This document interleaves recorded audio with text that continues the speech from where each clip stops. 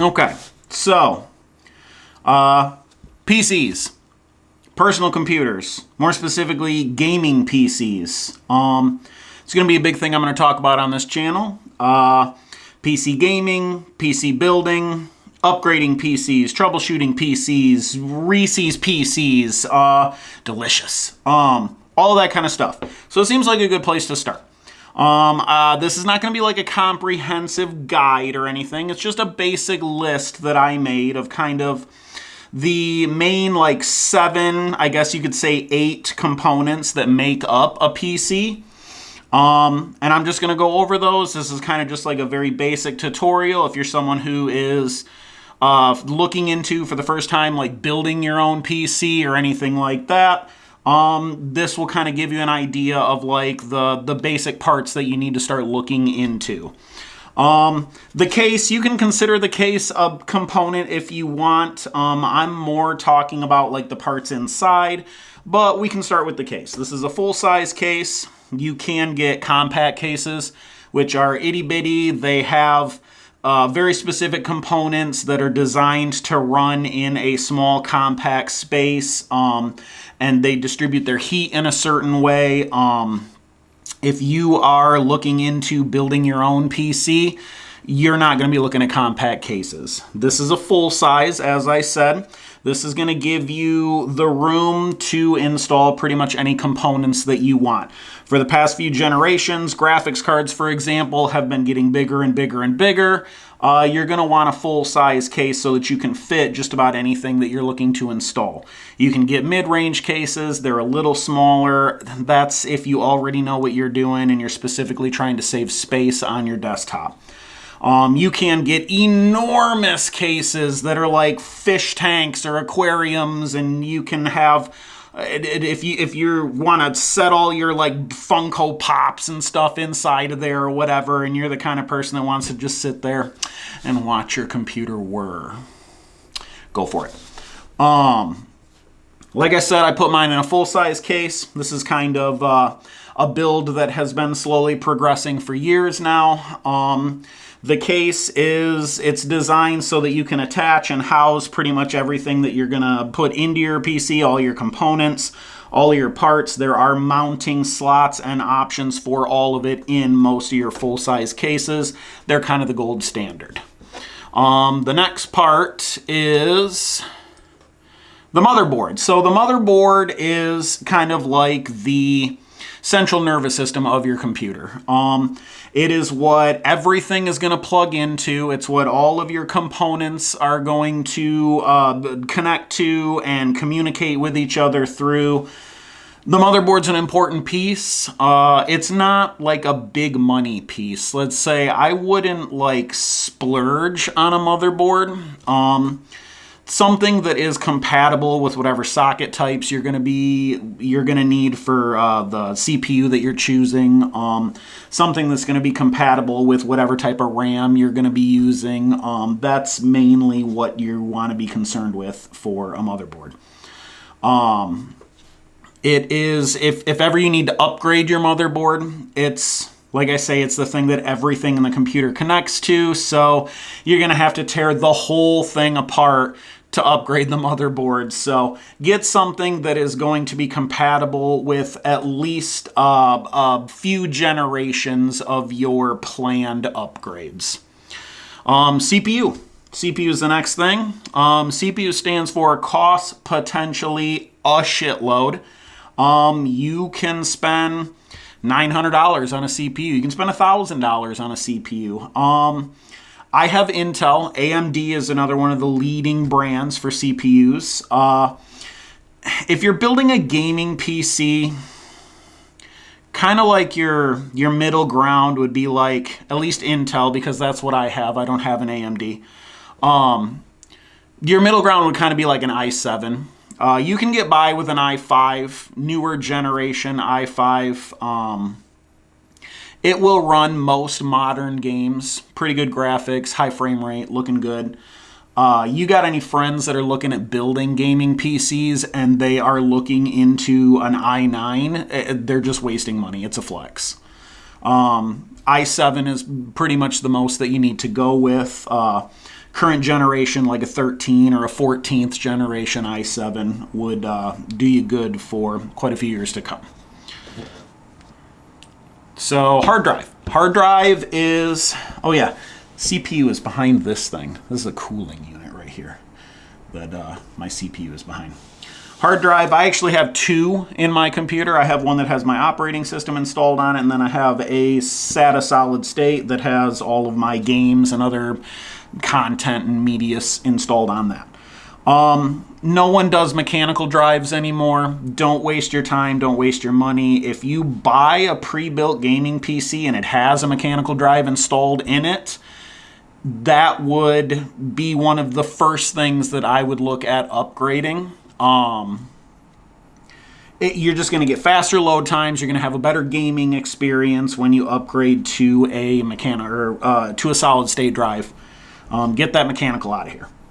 NVMe or the M.2. If you have a slot for an M.2 on your motherboard, great, go for it. At least the last time I looked into it, the performance increase is not really worth investing into an NVMe drive and installing all your games on that. I don't know if you can see it in here, but I have a 500 gigabyte Western Digital solid state driver here. I just rubbed my fingers against that fan. It startled me.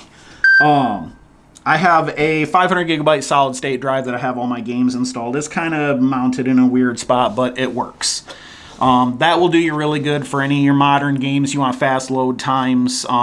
You want fast auto saves, manual saves. That's kind of the gold standard is the SATA solid state. GPU. GPU is the one, those are the ones that are notorious. Everybody scalps them, everybody buys them in bulk and resells them. They're always sold out, hard to get a hold of. GPU stands for get fucking unbad. Unbad. Get yourself a GPU. You'll get good. It actually stands for graphic processing unit. I have a 4080 in mine. If you are working with something that's a 30 series, that's still a very good GPU. The new 50 series just came out. I usually don't upgrade every series. I will skip one. So when the 60 series comes out, I'll look into upgrading one of those to one of those.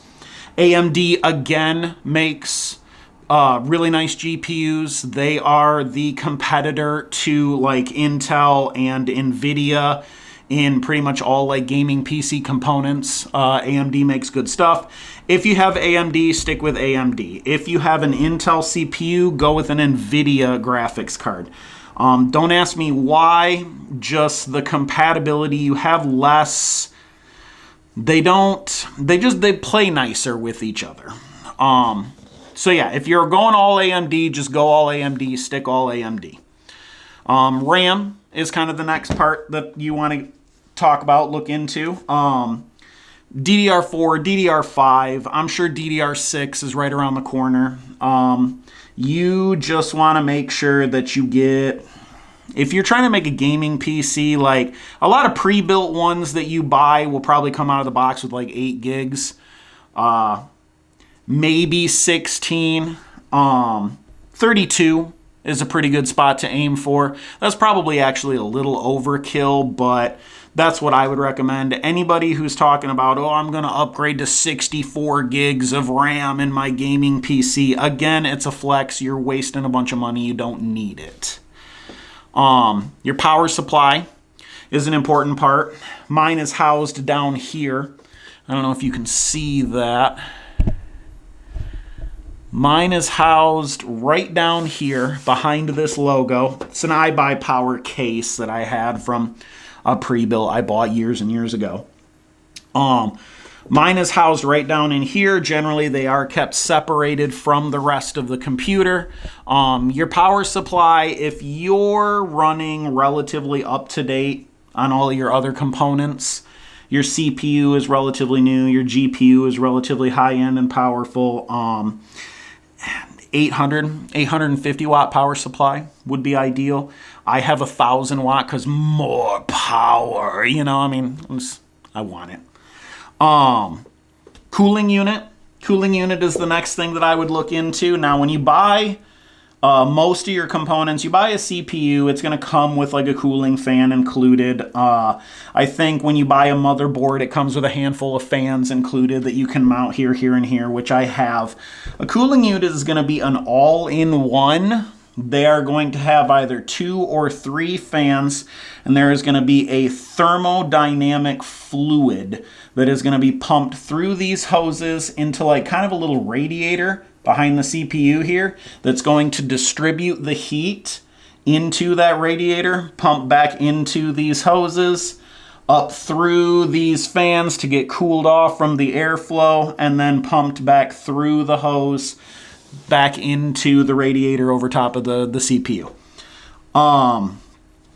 If you are the kind of guy that you game for an hour or two, you can go with just a plain old air cooling unit. You can mount that fan that comes with your CPU right over top of it, and that'll do you good.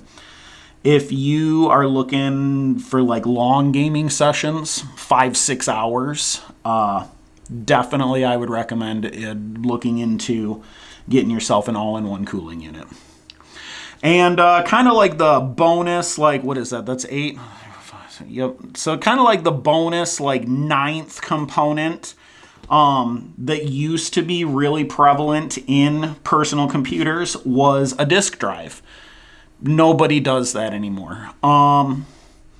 Your games are all digital. Everyone uses Steam or Riot or Blizzard or whatever. If you have games that are on a disk drive, or on like a solid disk, I would look at contacting the Smithsonian. Maybe they want those for some kind of like ancient technology exhibit or something.